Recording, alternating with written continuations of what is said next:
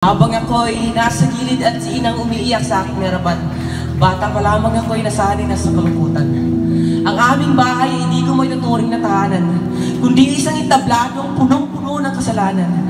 Pwede ring musika na masasakit lahat ang napakikinggan. Sa murang edad ay nabalot na naman din kalungkutan.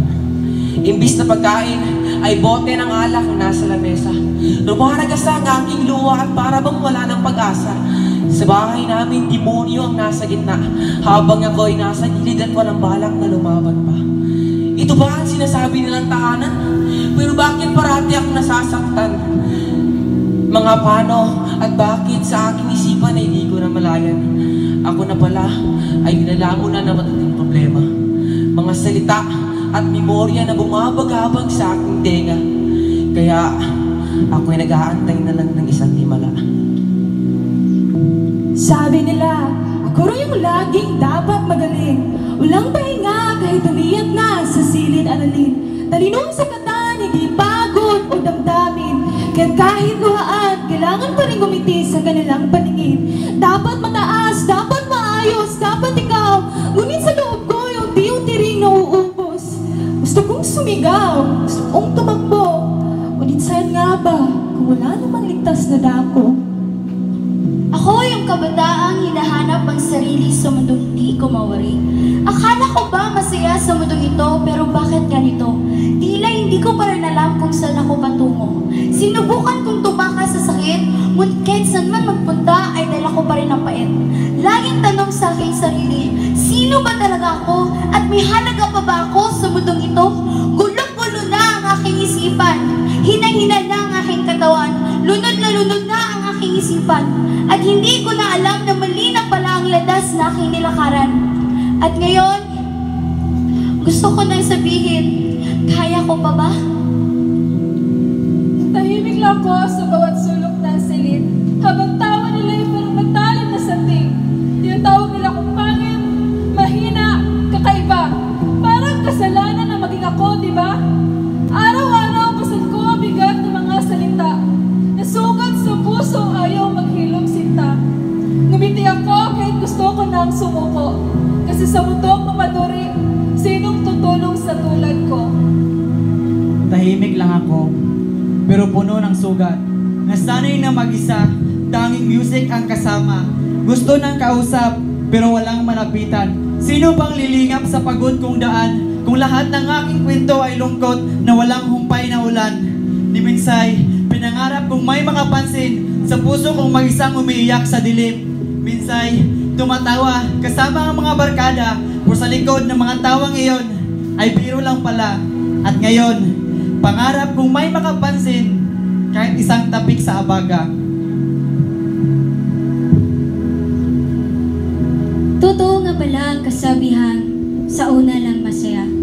Nagmahal ako ng buong puso't kaluluwa, ngunit sa dulo, ako isang biro lang pala.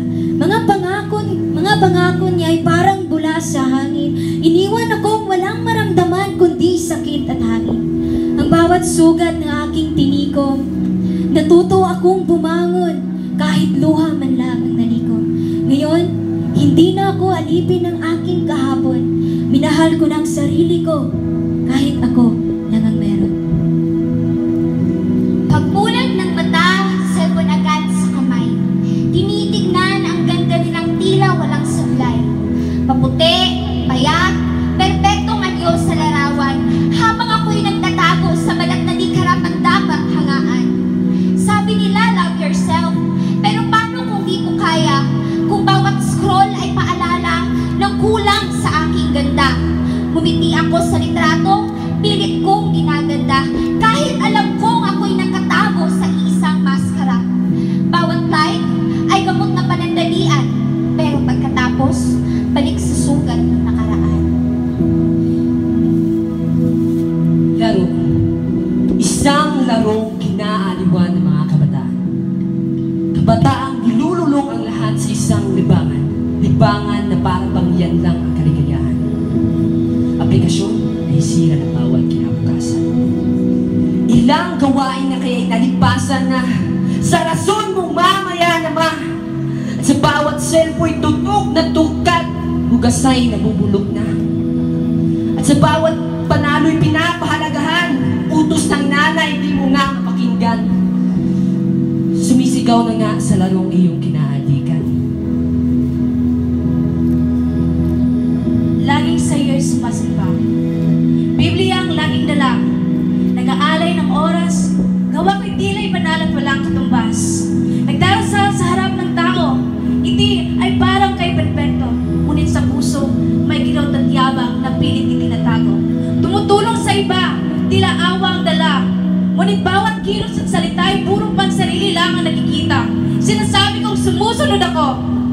Disipulo sa bawat araw na dumarako, ngunit sa puso, may ng lahat ng ito. Lahat ay parang katawalian sa lahat ng bagay. Ngayon ay parang mula na lamang.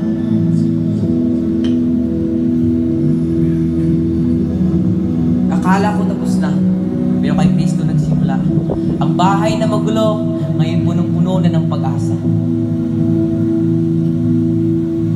Akala ko, kailangan kong maging perpekto. Pero tinanggap niya ako kahit wasak at durog ito. Akala ko wala akong saysay, pero kay Kristo, ako'y may layunin at muling buhay. Akala ko walang makikinig, pero naririnig niya ang tahimik kong iyak sa dilim. Akala ko wala ng tapat na pag-ibig, pero kay Kristo ko natagpuan ang pag-ibig na walang hanggan.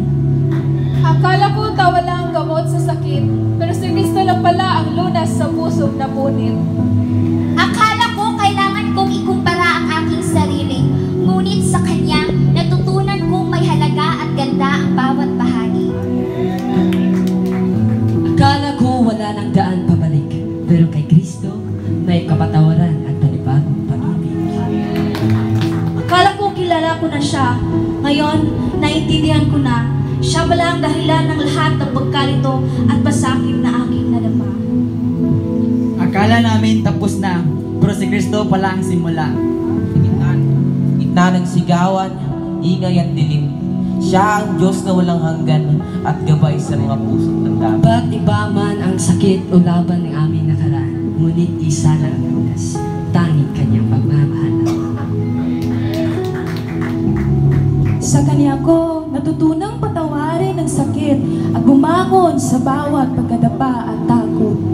Siya ang liwanag sa dilim, ang lakas sa kahinaan. Ang pag-asa sa bawat sugat at gabay sa bawat ligali. At sa dulo ng lahat ng sigaw at luha, natuklasan namin siya lang pala ang tanging ligaya. Akala namin tapos na, pero siya ang simula. At habang may hiya, pupurihin namin siya.